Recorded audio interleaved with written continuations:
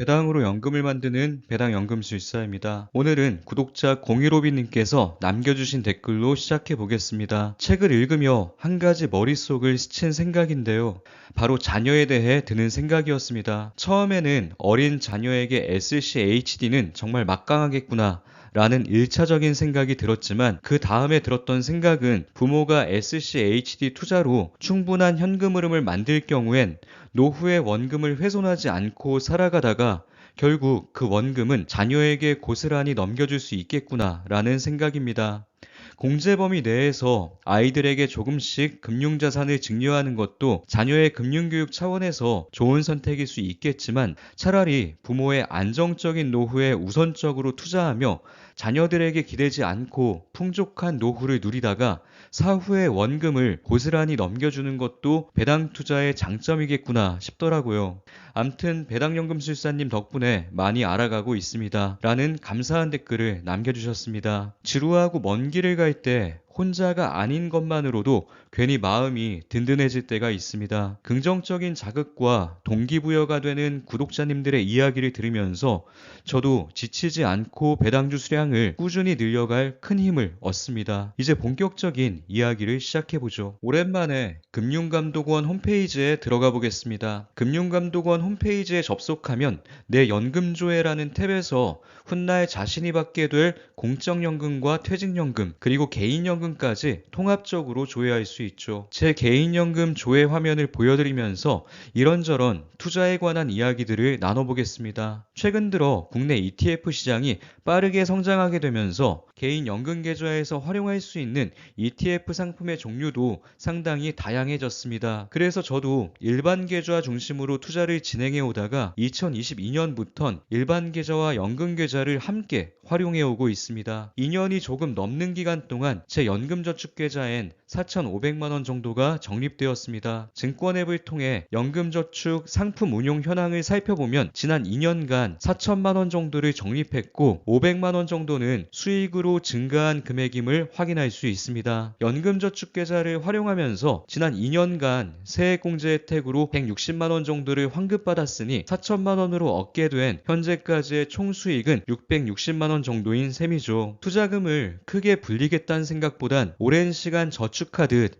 꾸준히 쌓아나간다는 마음으로 연금계좌를 활용하고 있습니다. 예적금과 달리 단기적으론 손실 가능성도 있지만 장기적으로 본다면 예적금이나 공제회 납입보단 연금저축계좌를 활용한 ETF 투자가 훨씬 나은 선택이란 생각이 듭니다. 저는 월급보다 큰 현금 흐름을 만드는 걸 목표로 투자하고 있기 때문에 한국판 SCHD 상품인 미국 배당 다우존스 위주로 수량을 모아가고 있습니다. 하지만 기본에 충실한 S&P 500이나 나스닥 100 ETF를 모아가는 것도 좋은 선택이라고 생각합니다. 한 구독자님께서 퇴직연금 DC형 계좌에 타이거 미국 배당 다우존스를 투자해도 괜찮냐는 질문을 남겨주셨습니다. 저라면 DC형 IRP와 같은 퇴직연금 계좌는 미국 배당 다우존스 중심으로 모아가지 않고 S&P 500이나 나스닥 100을 중심으로 포트폴리오를 구성할 것 같습니다. 배당 투자자 관점에서 IRP 계좌와 연금저축 계좌의 가장 큰 차이점 중 하나는 바로 배당금 인출 가능 여부입니다. 연금저축 계좌는 필요할 때마다 배당금을 조금씩 인출해서 사용하는 것이 가능합니다. 하지만 IRP 계좌는 배당금 중도 인출이 불가능합니다. 참고로 연금저축 계좌의 배당금 인출과 관련한 자세한 내용은 이전에 올려드린 연금저축 계좌 총정리 영상에 담겨 있으니 아직 시청하지 않으신 분들께선 확인해보시면 좋을 것 같습니다. 제가 S&P 500과 나스닥 100이 아닌 미국 배당 다우존스에 투자하는 이유는 의미 있는 현금 흐름을 만들어 보다 여유로운 삶을 누리기 위함인데 IRP 계좌에선 배당금을 자유롭게 활용하는 선택지가 없습니다. 물론 상황에 따라 미국 배당 다우존스가 더 좋은 성과를 내는 시기도 분명 존재할 겁니다. 하지만 배당금을 자유롭게 활용할 수 없다면 더 오랜 시간 성과가 검증된 S&P 500을 놔두고 굳이 미국 배당 다우존스를 선택하진 않을 것 같습니다. 퇴직연금 계좌, 미국 배당 다우존스를 따로따로 놓고 보면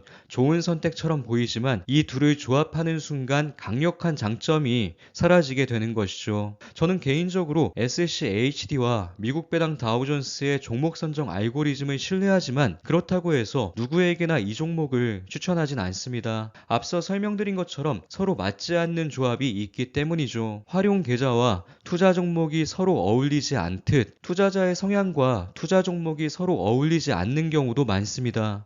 수익률이 높을 것 같은 종목을 선택하는 것도 물론 중요하지만 오랜 시간 투자할 생각이라면 애초에 나와 잘 어울리는 종목을 선택하는 것이 더 중요합니다. 제 공적연금 현황을 보여드리면서 제가 공적연금에 기대지 않고 추가적으로 배당연금 만들기에 그토록 집중하는 이유를 자세히 말씀드리겠습니다. 제 공적연금을 조회한 화면에서 예상 연금 수령액을 살펴보면 101만 5,281원이라고 적혀 있습니다. 군 경력을 포함한 저의 총 교직 경력은 15년입니다. 15년에 걸쳐 월 100만원 수준의 연금이 만들어졌다고 생각하기 쉽지만 어디까지나 착각입니다. 예상 연금 수령액 월 100만원이라는 숫자는 만약 제가 오늘 날짜로 퇴직한다면 지금으로부터 24년 후인 2048년 1월부터 받게 될 연금이 월 100만원 수준임을 의미합니다. 따라서 미래에 받게 될 연금을 현재 가치로 환산하는 작업이 필요합니다. 2048년의 100만원과 2024년의 100만원은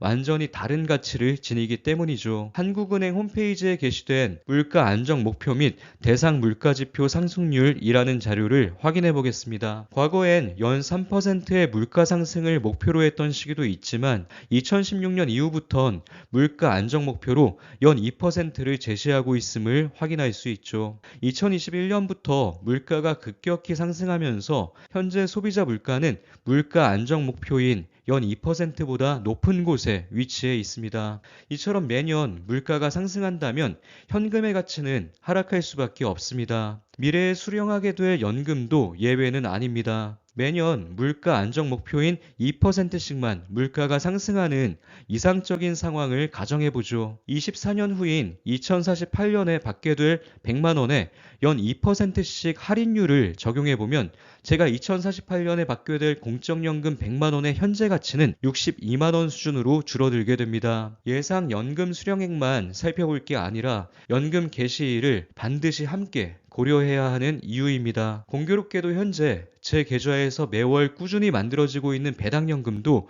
월 62만원 수준입니다. 따라서 지금 이 시점이 어쩌면 저의 공적연금과 배당연금을 비교하는 시작점으로 가장 적합한 순간일 수도 있겠다는 생각이 들었습니다. 만약 제가 오늘부터 공무원연금 적립을 멈춘다면 24년 후인 2048년 1월부터 제가 매달 받게 될 공적연금은 대략 월 100만원 수준일 겁니다. 앞서 언급했듯 연 2%의 할인율을 반영해서 현재 가치를 계산하면 월 62만원 정도가 되죠. 8월에 제 계좌에 입금된 월 배당금이 61만 8천원이었으니 2024년 8월을 기준으로 한 제 배당연금과 제 공적연금의 현재 가치는 거의 비슷한 수준입니다. 지금부터 더 이상 배당주 수량을 늘려가지 않는다고 가정하고 2048년에 제 공적연금과 배당연금을 비교해 보겠습니다. 물론 미래에 대한 실험은 어디까지나 가정일 뿐이니 조금 가벼운 마음으로 봐주시길 부탁드립니다. 현재 저는 미국 배당 다우존스와 타이거 미국 배당 플러스 7%를 함께 보유하고 있습니다. 두 상품을 섞는 비율에 따라 배당 성장률도 달라지게 됩니다. 만약 고배당 커버드콜 ETF인 타미당 플러스 7%의 비중을 높인다면 지금 당장의 배당 수익은 커지지만 배당 성장률이 둔화되는 결과로 이어지게 됩니다. 그래서 저는 연 5% 이상의 배당 성장을 목표로 두 상품을 적절히 조합할 생각입니다. 미국 배당 다우존스와 타미당 플러스 7%를 적당히 섞어 연평균 5% 수준의 배당 성장이 이루어지는 비율을 찾았다고 가정해보죠. 연 5%씩 꾸준히 배당 성장이 이루어진다면 현재 월 62만원 수준인 저의 배당연금은 추가 적립 없이도 2048년이 되었을 때 월 200만원 수준으로 늘어나게 됩니다. 2048년에 제가 받게 될 공적연금이 월 100만원 수준이라면 그 2배에 가까운 금액이죠. 또 한 가지, 제 공무원연금은 2048년 1월이 되어야만 첫 수령이 이루어집니다. 하지만 제 배당연금은 개시일이 따로 정해져 있지 않습니다. 이번 달에도 62만 원이 입금되고 그 금액이 조금씩 늘어나 2048년엔 월 200만 원 수준으로 성장하는 것이죠. 2048년 1월에 입금되는 배당연금은 280번째 수령액이 될 겁니다. 지금부터 2048년이 될 때까지 매월 지급되는 배당금만 모아도 3억 이상이 됩니다. 따라서 2048년에 받게 될 공적연금 월 100만 원과 배당연금 월 200만 원이란 숫자를 보면서 단순히 두 배 차이라고 생각해선 안 됩니다. 공적연금과 배당연금이 현재 가치인 월 62만 원 수준으로 만들어지는 과정이 서로 달랐기 때문에 이 둘을 정확히 비교하는 건 사실상 불가능합니다. 따라서 수치를 기억하지 마시고 전반적인 흐름을 파악하시는 게 더 중요합니다. 커버드콜 ETF를 섞는 비중을 줄일수록 배당 성장률은 조금씩 높아지게 될 겁니다. 커버드콜 ETF 비중을 조금 줄여 만약 연 6% 수준으로 배당 성장이 이루어진다면 2048년엔 월 250만원, 연 7% 수준으로 배당 성장이 이루어진다면 2048년엔 월 314만원, 연 8% 수준으로 성장한다면 월 393만원, 9%면 월 490만원, 연 10%면 무려 월 610만원이 됩니다. 연 10% 수준의 배당 성장률을 만들기 위해선 고배당 커버드콜 ETF를 거의 활용하지 않아야 합니다. 그러기 위해선 더 많은 투자원금이 필요합니다. 투자원금을 줄이는 대신 성장성을 낮출 것이냐, 아니면 성장성을 높이는 대신 더 많은 투자원금을 투입할 것이냐, 각자의 상황에 맞게 적당한 합의점을 찾는 게 중요합니다. 물론 미래의 배당 성장이 연 몇 퍼센트 수준으로 이루어질지 정확히 예측할 수는 없습니다. 정확한 예측이 아니어도 분명히 알 수 있는 사실은 2048년 제 노후에 큰 보탬이 될 수 있는 건 공적연금이 아닌 배당연금이라는 것이죠. 배당금 전부를 생활비로 모두 활용하더라도 보유 수량을 줄이지 않는 이상 투자 원금과 주가 상승으로 인해 늘어난 차익분은 그대로 계좌에 남아있게 되므로 공적연금과 배당연금의 격차는 시간이 흐를수록 더욱 벌어지게 됩니다. 공적연금은 우리의 삶이 끝나는 것과 동시에 그 가치를 잃습니다. 유족연금으로 남은 가족에게 지급되더라도 이전 수준의 현금 흐름을 창출해내진 못합니다. 하지만 배당연금은 수량을 줄이지 않는 이상 세대를 거듭할수록 점점 더 커져나갈 가능성이 크죠. 물론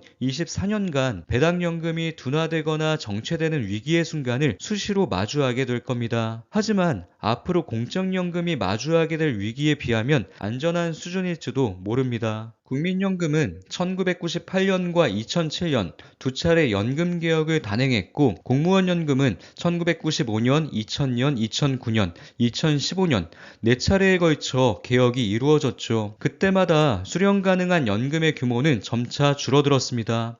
시간이 흐를수록 현금의 가치는 하락하기 때문에 연금 개시 시기가 멀리 있는 사람들에게 당연히 더 많은 연금이 필요합니다. 하지만 연금을 늘려도 모자랄 판에 줄일 수밖에 없는 현실이기 때문에 각자 살 길을 찾아야 합니다. 이제 또 한 번의 연금 개혁이 다가오고 있습니다. 물론 이번이 마지막은 아닐 겁니다. 화면 속 자료처럼 공적연금 개시 연령도 계속해서 늦춰지고 있습니다. 앞서 예상 연금 수령액만큼이나 연금 개시일이 상당히 중요한 변수라는 걸 보여드렸습니다. 연금 개시일이 5년이나 뒤로 밀린다면 미래를 준비한 사람과 준비하지 않은 사람들 간 경제적 격차는 더 크게 벌어질 겁니다.